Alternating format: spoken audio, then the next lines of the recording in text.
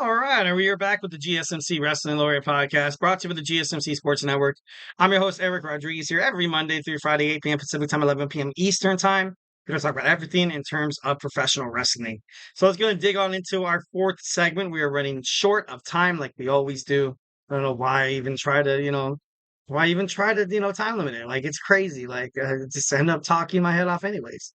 So we're going to talk about Monday Night Raw becoming a 2-hour show again.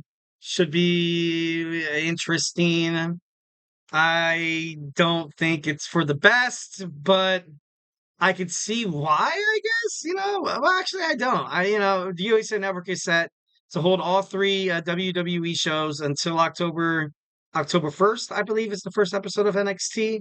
And then Friday Night SmackDown, it's going to be there. That's their new home. Excuse me. Monday Night Raw, it's going to Netflix. But is it going to return as a 3-hour show when they go to Netflix? Maybe, just maybe. So there was announced on WWE Raw, also all over social media, that beginning October 7th, WWE Monday Night Raw is going to return to a 2-hour format. Obviously, they're still going to be on the USA Network.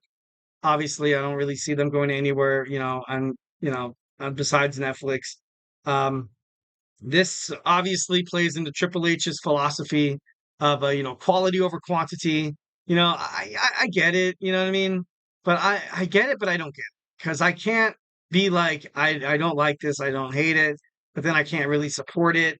I can't really say it's good or bad. Obviously we have to see the first episode of Monday Night Raw. If it feels rushed, if it feels like a lot of superstars are getting short in the promos and stuff like that, then obviously this is going to be a big deal. This is going to matter. Kind of like with the whole PLEs only having 4 or 5 matches.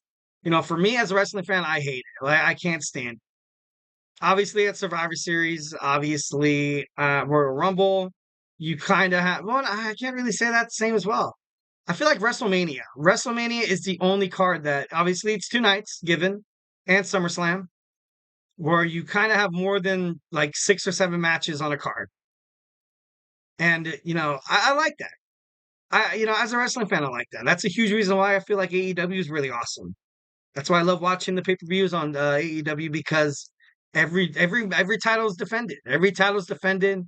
There's storylines that are coming from all over the place, from the bleachers, from the Raptors. Just giving these guys a chance to kind of go out there and just have matches. You know what I mean? Like, I think at AEW All Out during their 0 hour, that's their pre-show, I think they had like 3 or 4 matches. Like, in WWE only has like 1. They used to have like 2. Sometimes they have like a low end like title match where people know that, someone's going to win. Obviously, at WrestleMania, you have the Andre the Giant memorial, but it's it's crazy. Raw going back to 2 hours. I get it. It is a weekly show, but to kind of fit this philosophy that Triple H claims, like, the quality over quantity, it works for PLEs. Yes, indeed, it does. But I feel like that's what you have a weekly show for. Is to kind of play around with acts a little bit, storylines. That's what I feel like it's there for. And now that WWE Raw, they lost an hour. Wow. That is big. That is, I don't know, it's kind of crazy. Superstars will definitely suffer on Raw, and it's a damn shame. Just kind of mentioned a couple of them. We mentioned him before, how after the whole Odyssey Jones thing happened, for the allegations and stuff, he hasn't been seen, basically kind of essentially written off of WWE until I guess it's cleared. But even Rich Swann, he was cleared from allegations, but WWE still ultimately let him go. I don't know where that storyline was going to take off. You had the storyline between Karrion Kross and the Final Testament, where perhaps maybe Xavier Woods was going to turn on Kofi and have the New Day finally break up. I was against it. I was against it. I got to be honest. I did read a couple of articles that perhaps maybe opened my mind a little bit. When, the New Day is always going to be the New Day. No one's ever going to take it away from these guys. But is it fitting? Is it fair for Xavier Woods not to kind of have a singles run? He was, King Xavier Woods. He, won the King of the Ring quite some time ago.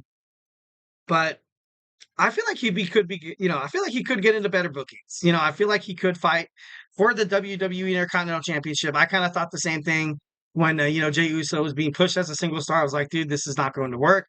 I feel like he doesn't have the same star power as of like a Roman Reigns, as of like a Brock Lesnar, or Randy Orton, John Cena, or even Triple H.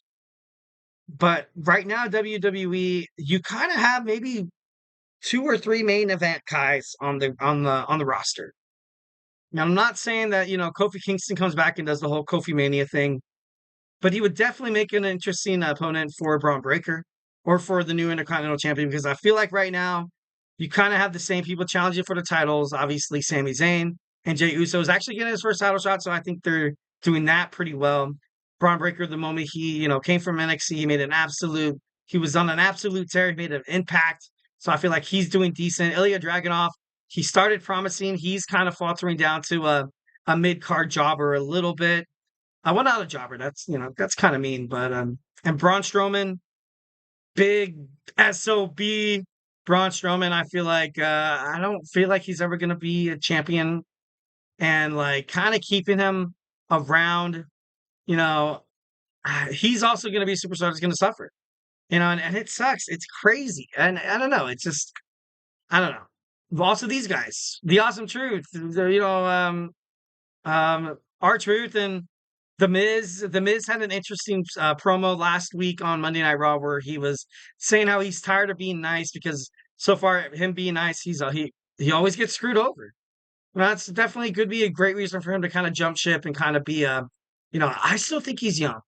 I still think he has a lot of wrestling inside his heart. I feel like he could be a WWE Intercontinental Champion again. He does have a historic run as the Intercontinental Champion. He's definitely won it a bunch of times. Maybe this could be, kind of like a way. Sorry, excuse me. Kind of like a way for him to like maybe kind of be on his way out. Maybe he's ready to call it quits with his wife Maurice. But R-Truth obviously also up there in age as well. Um, you know, kind of WWE taking a step back from older talent to kind of promote this new talent. And I just hope these guys don't really suffer because R-Truth is funny as hell on the promo, but most of his promos, I gotta be honest, are time consuming and essentially kind of pointless. And he's funny as hell, funny as hell. The Miz, you know, like I said, I feel like he has a lot still left in the tank. We kind of be a damn shame to see these guys kind of lose it. Next, Ludwig Kaiser. Ludwig Kaiser recently had the open challenge. He challenged the WWE United States champion in Germany against LA Knight. He looked good. I thought he looked hella good. I definitely think he could be someone to hold a singles championship. He's one of the youngest rising stars. I just don't want him to kind of take a step back or like take a backseat approach because sometimes when you take a break from the spotlight, you never really make it back again. If Ludwig Kaiser would, not be featured on TV, he kind of did take a break from TV. He did. He came back once when Gunther, was able to win the WWE World Heavyweight Championship. And it's it would be kind of I feel like they'd be kind of shooting themselves in the foot. This is one of the young guys of professional wrestling. Definitely could be the next, kind of like a Gunther. But, with Gunther there, I feel like a lot of talent will be kind of mostly suppressed, leading from the New Day, from R-Truth to The Miz, and of course Ludwig Kaiser. But I don't know. I just yeah, I thought he did really damn good in that match against freaking the LA Knight on last SmackDown. All right, next we have American Alpha Academy. Alpha Academy. Not really so much of a Chad Gable, although I did kind of voice my frustrations that why did his newly formed American Made faction have to take on the Wyatt Six and essentially kind of get kill the momentum. We as WWE fans were waiting for these three guys to finally pop off together, and I thought they're gonna have a good run. But then you had the Wyatt Six, make their debut, and then like Tozawa, Otis, Maxine Dupree. I feel like these guys are gonna take a hit, bigger hit than Chad. Obviously, a way bigger hit than Chad. You've seen the Alpha Academy being brandished on NXT. Maybe they find themselves a way to get into like a TNA kind of, spotlight challenging ABC for those, TNA tag team championships. But overall, I just, I don't know. These guys are going to fade out eventually. I knew it, but this new Monday Night Raw returning to our show, kind of a slap to the face, being like, it looks like WWE hopes to kind of weed out the week, as opposed to obviously, with losing an hour, WWE has to prioritize on PLE worthy storylines instead of little, cute storylines like this. And I don't know if that's the right word to use, cute, but I don't know, just to kind of keep these superstars where they are inside the ring. They do put on some good matches. Akira Tozawa is electric. He's on fire. Maxine Dupree, I feel like it's a young rising woman star. I feel like the whole since they're changing the landscape of WWE, the format, leaving it to 2 hours from Monday Night Raw, you kind of have to have something more. WWE has to change something in the women's division, in the men's division. I kind of like the idea of having a tournament that takes place obviously on the first Monday Night Raw after every pay-per-view or something like that. Just so it gets exciting. Kind of them going to the 2 hour format. I don't want to say 1,010% it's because of TKO Holdings and UFC. Essentially, you're going to kind of have an event happen like you see a UFC fight where you do mostly have PLE storylines or title matches that prioritize over kind of the young one, kind of the young little guy. But I don't know, it's kind of crazy. Another story: John Cena is about to make his retirement tour. He's going to make his retirement tour. So where does this fit? Where does this fit in a 2 hour show? Especially if he goes to Monday Night Raw. You know what I mean? On SmackDown, he could definitely, but him going to Monday Night Raw, it's already been confirmed that he's going to be a big reason. He's going to be a big top superstar that'll help WWE usher in this new era of Netflix. The Rock's going to be there as well. And once again, John Cena, kind of putting under talent. I'm just kidding. No, no, that was it's kind of a jerk move. That was younger Cena. Now I feel like he does put young generation superstars and above him. But like I said, with him retirement tour, where's this all gonna fit? Where's this all gonna fit? Lastly, we have the Wyatt Six. Wyatt Six already is kind of on the fence, kind of on probation. I really don't, you know, I feel like Uncle Howdy's going to be a huge star. Definitely going to be challenging for the WWE World Heavyweight Championship in the future. Not against Gunther. He won't challenge Gunther. He will win the title. I feel like they will give it to him. And you're going to see a reign of the Wyatt Six family, the Wyatt family. But it's so crazy how every single time there's a faction like this, you already know the only thing that's going to break them apart is somebody turning on the other person. And, it's inevitable because that's exactly what happens in WWE. You've seen it with the Judgment Day, you've seen it with the Bloodline. How long they have this Wyatt Six, storyline going on, I'm not too sure. It's still obviously very young to kind of give an exact date on when WWE might pull the plug on this, but you need time. You need time, and the videotapes, the promos. Bo Dallas talking to Uncle Howdy, and that's like 3 or 4 minutes right there. And the minutes are going to be crucial. They're going to be so crucial. There's not going to be, they're not going to have time for that anymore. I feel like the tapes were cool at the first couple of times, but then it dragged on. I feel like it does drag on.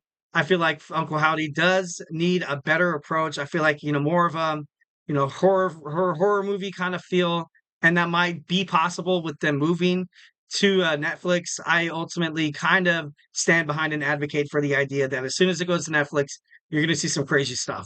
You're going to see some crazy stuff. The Y6 are going to do.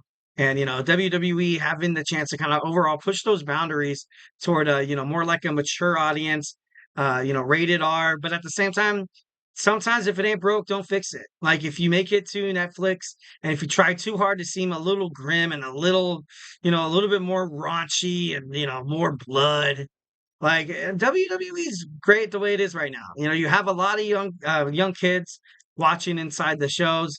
You have a lot of fans that were once young kids who grew up to be wrestling fans. Obviously, got their kids into it, and you see people still 40 years old that still watch WWE. So you don't really have to lose your identity. You know what I mean? That's something that WWE should definitely know. Moving to Monday Night Raw, I feel like they shouldn't lose their identity kind of stick to your guns. Kind of stick to your guns. All right, guys. So now we're gonna rapidly wrap this up. We got my boy Emran's GSMC Soccer podcast starting in about 23 minutes. So make sure you stay tuned for that. But without further ado, in our last segment, I'm gonna take you guys in my wrestling DeLorean. We're gonna gun it to 88.